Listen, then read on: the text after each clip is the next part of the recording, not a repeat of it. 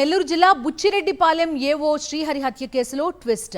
శ్రీహరి హత్య కేసులో ప్రధాన నిందితుడి కుటుంబం ప్రకాశం జిల్లా సింగరాయకొండ స్టేషన్లో గూడ్స్ రైల్ కింద పడి సూసైడ్ చేసుకుంది. 2 పిల్లలు సహా దంపతులు మృతి చెందారు. మృతులను నెల్లూరు జిల్లా గూడూరు మండలం తోటపల్లి ఆర్వి కండ్రిగా గ్రామానికి చెందిన కుడుముల హరికృష్ణ కుటుంబంగా రైల్వే పోలీసులు గుర్తించారు. హరికృష్ణ ఆధార్ కార్డు ఆధారంగా నిర్ధారణకు వచ్చారు. హరికృష్ణతో పాటు ఆయన భార్య, పిల్లలు మృతి చెందినట్టు రైల్వే పోలీసులు తెలిపారు. పూర్తి సమాచారం అందిస్తారు మా కరెస్పాండెంట్ లోకేష్ చెప్పండి. బిందు గత నెల 15వ తారీఖున నెల్లూరు జిల్లా బుచ్చిరెడ్డిపాలెం సంబంధించినటువంటి వ్యవసాయ అధికారి శ్రీహరి హత్య కేసుకు సంబంధించినటువంటి నిందితుడిగా ఉన్నటువంటి స్వయంగా శ్రీహరికి బావ అయినటువంటి హరికృష్ణ కుటుంబ సభ్యులు ఒక్కసారిగా కూడా రైల్వే ట్రాక్ పైన ఆత్మహత్యకు పాల్పడినటువంటి ఘటన ఇప్పుడు తీవ్ర కలకలం సృష్టిస్తుంది.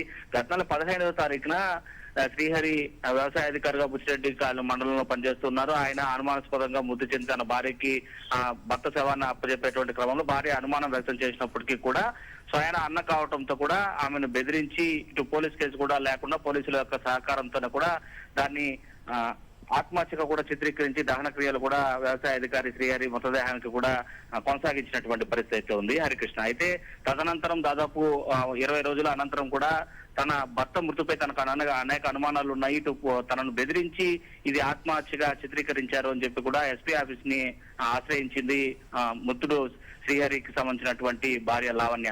అనంతరం కూడా పోలీసులు తీవ్రమైనటువంటి విచారణ చేపట్టిన అనంతరం పోలీసుల నిర్లక్ష్యము వాళ్ళు వెలికి తీసినటువంటి పరిస్థితి. బుచ్చిరెడ్డిపాలెం సంబంధించినటువంటి సిఐ శ్రీనివాసుతో సహా ఎస్ఐ అదేవిధంగా ఇతర సిబ్బంది అన్నింటినీ కూడా నిర్లక్ష్యం వహించడమే కాకుండా అందులో సాక్ష్యాధారాలను తుడిచిపెట్టేటువంటి ప్రయత్నాల్లో సహకరించినందుకు గాను మొత్తం సిబ్బందిని కూడా జిల్లా ఎస్పీ ఇప్పుడు ఇటు ఏఆర్ కి కొంతమందిని షిఫ్ట్ చేయడగా మరి కొంతమందిని కూడా వేరే ఆర్డర్స్ కూడా షిఫ్ట్ చేసినటువంటి పరిస్థితి. ఈ క్రమంలో ఇటు హరికృష్ణని ఇంకా అరెస్ట్ చేసేటువంటి క్రమంలో అనేక బృందాలను కూడా వెతుకుతున్నటువంటి క్రమంలో హరికృష్ణ ఫ్యామిలీతో సహా ఇటు ప్రకాశం జిల్లా సింగరాయకొండ సమీపంలో రైల్వే ట్రాక్ పైన సూసైడ్ చేసుకున్నారనేటువంటి ఘటన ఇప్పుడు తీవ్ర కలకలం సృష్టిస్తుంది.